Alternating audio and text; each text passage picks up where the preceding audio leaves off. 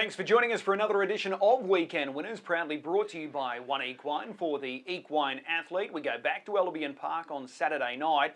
10 races, just like last week. The feature event is for the trotters. This time we've got the final of the Jim McNeil Trotting Championship. We've had heats over the last couple of weeks and we've now got to the final on Saturday night, and we go up in distance as well. Both rounds of heats over 2,138 metres. Now we step up to 2,647 metres. Capacity size field, and it looks like it's going to be a good betting race. There's no real standout. I'm sure Agent Black is likely to run the favourite, but there's several there that are certainly going to test him. We've got another really good free-for-all as well, race number 4. I don't think we'll get anywhere near the new track record that was set last Saturday night by Leap to Fame at 1:48.6. But race 4, the free-for-all this week, will be competitive. There's no doubt about it. We've got 10 races. We kick off at 5:45. In this edition of Weekend Winners, we're going to speak with Jack Chapple and Layne Dwyer. The boss is away, so Jack Chapple has a busy night because he's the man in charge of the Dixon Army on Saturday night. And it's a busy night. 9 drives, a 10-race program, so he's pretty much going around in every race. We can give him the last race off and he can head home after that one. Jack, appreciate the time. Morning, Chris. Thanks for having me on. Call to Water, race 1, number 7. This guy's going really well, but this is a really tricky draw. It is. He's been racing well of late from tricky barrier draws, and he gets another one here drawn outside the front. So bit of speed on paper inside us, so we'll just have to try and tuck him away and drive him to sit and sprint him, and hopefully we can be coming home well. When he scored 2 starts ago, he was explosive. He was. He's got a great turn of foot, and especially when there's a bit of speed on up front, he can really put him away late.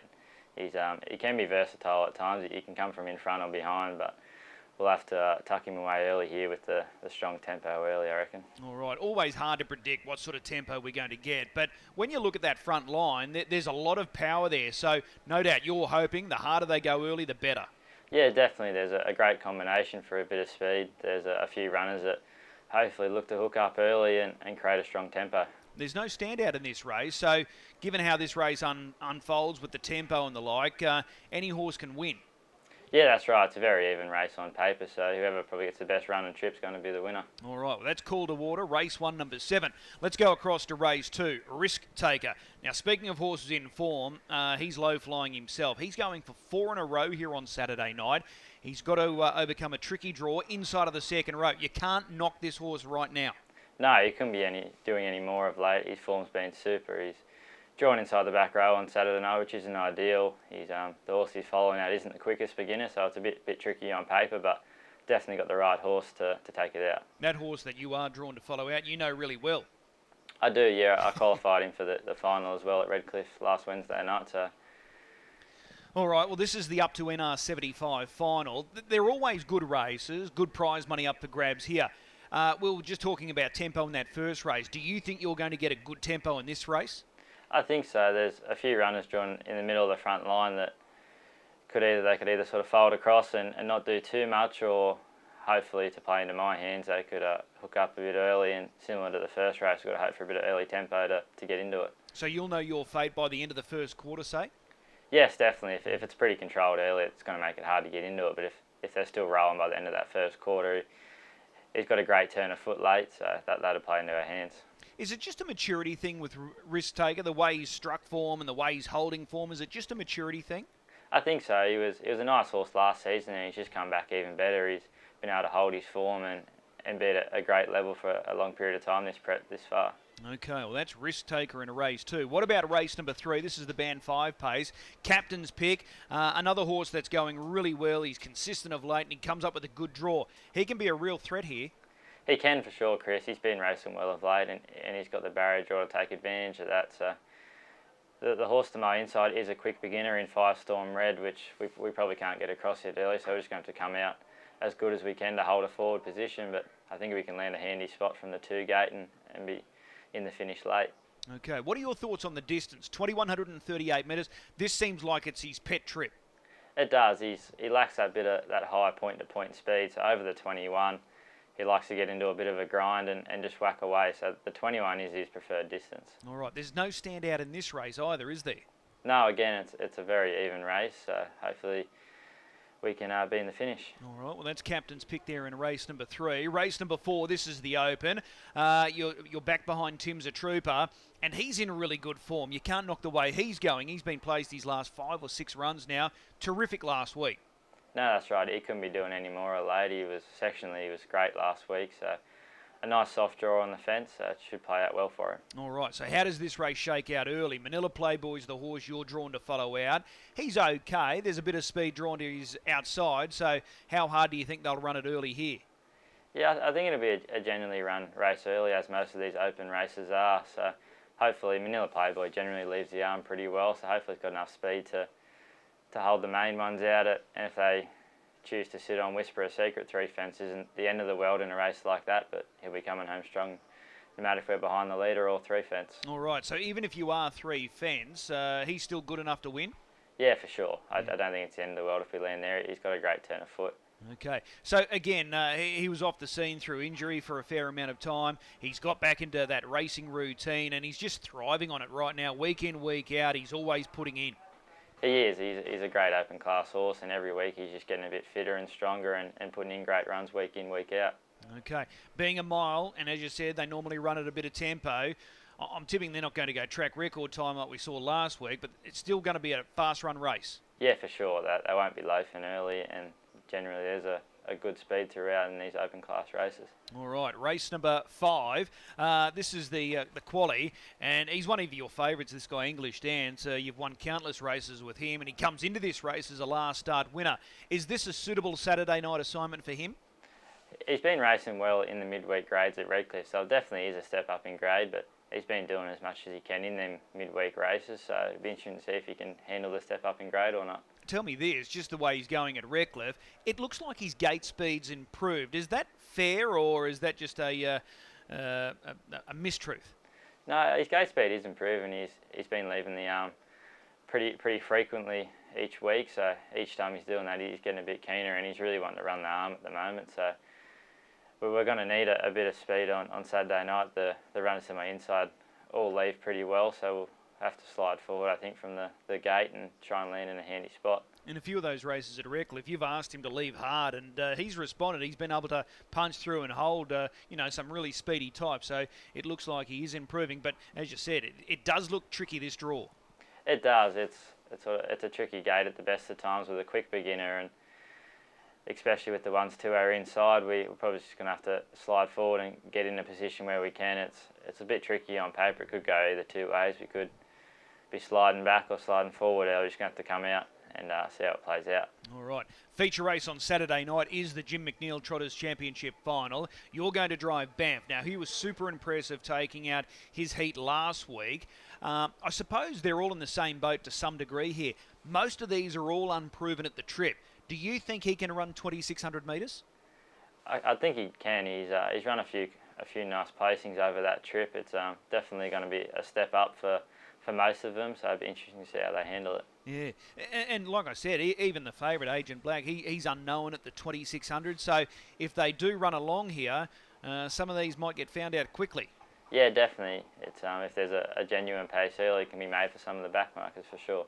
He comes into this race with that victory, and he should be full of confidence because he thrashed them last week. He won by a space, and he looked really comfortable getting through the line. He did. He looked like he had plenty left in the tank there last week. He was real strong through the line. Okay, the start's going to be all important here. You're off 10 metres along with Agent Black, and he's a really quick beginner. Is that the key? Do you want to try and stay in front of Agent Black? Is that possible? Yeah, I think the start's a big key in this race with the big fields. So I think we've just got to try and step as quick as we can, and we're off 2 off 10 and Agent Black's out wide. So if we're able to muster up underneath him and hold a handy spot, I think that'd be a real key to this race. Okay, if you won the Jim McNeil, I'm tipping you'd be pretty chuffed with that. Yeah, definitely. It's been a great race that I've watched many a times when I wasn't driving, so to drive in it, it's a great privilege. All right, race number 7, this is the Mares Band 5, Bev the Goat. You combined with this mare to score last week. Did you think she'd done enough last week? No, I actually thought I got beat last week. Really? The other horse got ahead of me at the top of the straight, and I thought she'd rally back, but I didn't realise she'd rally back that much. Yeah, she's been good. Like, she's been no star, but just she keeps, rising to the challenge, and she's probably got a lot further than what most expected. Yeah, she come over here as a maiden, and she won a maiden well, and she just keeps getting that bit better, and she's rose to the band 5 grade, and she just keeps improving that bit every week. So how do you think she's going to handle this step up on Saturday night? It's going to be a biggest ask that we've had of her so far. It's a nice field of quality mares that run good races in that grade every week, so it's definitely going to be a tough ask, so it'll be good to see how she handles it. Okay, where do you get to from gate 3? Because the horses drawn to your inside both have good speed. Yeah, a bit of a tricky question. There's Miss Frou Frou and Aurora Joy, both are high gate speed horses that'll be looking to hold forward spot, so that leaves us in a bit of a tricky spot. So probably just going to have to slide back and tuck in. I reckon she has a bit of early gate speed, but we don't want to overuse her. She's more of a speed horse, so we'll just have to try and tuck in where we can and come with one run. All right, race number 8. This is the mare's Quali, the Vixen. You know this mare well. Is she slowly starting to work herself back into form? She is. She was racing quite well a couple months ago, and she's had a bit of a break, and she's just taken a few runs to get back up to her peak, but she's slowly getting there and getting better with each run, so expect a more forward showing this week. How aggressive do you want to be with her at the start? She is a horse that likes to get forward and race on speed, but it can be a bit tricky with her at times because she's not the highest gate speed horse, so it makes it a bit hard. We want to get forward, but we don't have the gate speed to get there quickly. Okay, is Lulu May the horse to beat in that race? Yeah, she's been racing super and running strong miles, so I think she's a horse to beat for sure. Okay. Your final drive on Saturday night, the other trot race, Love Gun. He can be a real frustrating type. He was awesome the way he hit the line last start. He was. He savaged the line in the 2 mile race, and he ran out some good sectionals, so he's definitely racing well. Okay, so if you get him away and he trots cleanly, he can win this race? Yeah, 100%. Yep, okay. Who's the horse to beat there? Get used to it? Yeah, for sure. It's drawn right alongside us. It's going to be the one to beat for sure. All right, so they're your 9 drives. And you've driven all of these 9 horses previously, so you know them well. I have, yes. I've had the experience on them before, which is going to be handy to have. Which one are you most looking forward to driving this weekend? Probably Tim's a Trooper. I'm looking most forward to drive. I've only had the one drive on him, but he's a pleasure to drive and a great horse to drive as well. Okay, race 4, number 8, Tim's a Trooper. Hey, Jack, as always, really appreciate the time. Keep up the great work. You're doing great things. We'll see you trackside. Thanks for having me on, Chris. Appreciate it. Layne Dwyer jumps in the hot seat to go through his book of drives, and he's got a busy night in front of him on Saturday night. We've got a 10-race program. Layne going around in 9 of those races, but he's kind enough to join us now. Layne, appreciate the time. No, thanks for having me, Chris. You've got some terrific chances here on the weekend. We start with race 1, number 9, Kickatinalong Pony. Now, this guy's back in form. His past couple of runs have been really good, highlighted by that last start victory. How do you rate his chances here on the weekend? Yeah, I think he's pretty up to the task there. The one will be hard to beat, Momentum Swing, but we've got a nice trailing draw, so all we can do is just sort of sit there and hope they go a bit hard early and make our run late. All right, it's always hard to predict tempo, but when you look at that front row, there's a few here that can move early, so hopefully the harder the better for you. Yeah, for sure. Yeah, the harder they go early, the easier it makes it for me to get into it. How did you rate that winning performance last time out for him, Kickatinalong Pony? Yeah, no, he was good. I was able to get a couple of slow quarters. The leader wanted to back it off, which was good, and he can do that. He can sit parked, but he's got to get the slow sectionals because he's got a good sprint on him. But no, he did the work, and he fought off the favourite on our back, so I was happy with his run. Were you confident you'd won last time out with him? Yeah, I thought I did win, but you know, you're never 100% sure when it's a close finish like that, but I was pretty confident I was. Okay. Is he a confidence type of horse? Like, does he take confidence from that last start victory, and does that sort of build him up for races coming up? Yeah, I think he is. During the run, you got to have him feeling confident, feeling strong, and yeah, I think he'll definitely gain off that. All right. Let's go to race 2. This is a good race, the up to NR75 final. Golden Fire, first up since August last year. She was terrific in the heat last week, went second. How much improvement do you think is there to come with Golden Fire? Yeah, we think a lot of her. We think she's a very, very nice mare. Nathan just said she over-raced a little bit last week, which probably cost her the race. But it's probably a bit of a harder task on Saturday night, but if she puts her best foot forward, she should be in the finish. Okay, so got a little keen last week. Do you tinker with any sort of changes, or do you just put it down to the fact that she was first up from a long time and it was just freshness? Yeah, we haven't changed anything with her. That's sort of what we're going off. Nathan said she's probably just a bit fresh and don't change anything, so we just left it as that. Okay. Another couple of strides. She probably goes close to winning that race. Yeah, she does. She's got a huge turn of foot, and if she was on song that night, she probably would have won it, but she still went good. Okay. You've got a couple of good beginners drawn to your inside, Jamaican Rock, Life of Art, Vinsanity. It makes it tricky to sort of just map where she's going to land here. Yeah, for sure. It's a tricky draw. I think we just have to take our medicine and go back and have one run at them. That's probably the way she likes to be driven the best. Okay, but we just keep following her regardless of how it plays out here on the weekend? Yeah, I think so. She definitely wouldn't be out of it, but it is a bit of a tough task for her. Okay. Race number 3, this is the Band 5 pace, Firestorm Red. He's thereabouts. I think he's got the hoof on the till. Could this be his race on Saturday night? Yeah, it could very possibly be. He's knocking on the door for a win, and it's going to come any day now for him. Okay. He's got very good gate speed, so is the plan simple to try and go all the way, or are you looking for cover over the middle distance trip? I mean, it depends how much pressure we're going to cop, but ideally, yeah, I'd like to hold and lead all the way. Okay. Is he capable of going all the way? Yeah, for sure. He's not hopeless, and he's run some good times sitting in front and in the chair. So I definitely think he's probably one of the better chances in that race for sure. Okay. It's only a matter of time before he wins one on a Saturday night. Yeah, he's getting very close, yeah. Okay. Race number 4, this is the Open, and this is one of your faves here, Love Bite. He just doesn't know how to run a bad race. Now, this is probably his toughest challenge to date, but how does he fit into the free-for-all here? Like you said, it is tough for him, but he matched up to the better horses last week pretty good. He ran 5th, and I think we just got to drive him very similar to how we did last week and punch the gaps and hopefully pick up another check. Okay. I'm sure we won't go the track record time that we saw last week when Leap to Fame scored, but generally these mile free-for-alls, they run. So the harder the better for Love Bite? Yeah, he's tough. He doesn't have real high speed, but he can maintain that speed. And like the night he went 51, they were running real hard, but he never slowed down. He's just got a good cruising speed. Okay. What sort of time do you think he is capable of running at Albion Park over the mile? I reckon he would run 50. He'd be able to run 51 flat at least, because he can just sit on speed, and they just got to go real hard early, and he'll always get home. Okay, well that's Love Bite in race number 4. Here's a good chance. Race 5, number 1, JJ Benny. Were you happy to see barrier 1 for this horse? Yeah, I was. He's another one that's knocking on the door for a win, and he's been going super. Can he hold the front from the inside draw? We'll be trying. I'm not really too certain of how much gate speed he's got. He galloped one start on Angus, but sort of just got to look after him a bit. But hopefully we can, yeah. Okay, he's quite a tough horse, isn't he? Yeah, I was real happy with his run last week. He just over-raced a bit, and he fought on real well and good time too. Okay, tell me this. How much of a difference would there be with your confidence if he was starting from barrier 2 rather than barrier 1?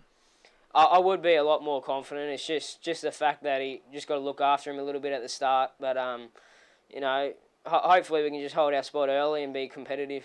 Okay, so on paper it looks really good, but it could just be a little tricky early. Yeah, exactly right. All right, well, that's JJ Benny. Feature race on Saturday night. This is the Jim McNeil. Made a killing. I'm sort of really intrigued by this horse coming into this final. All of his runs so far this campaign have been awesome. Are you thrilled with the way he's come back?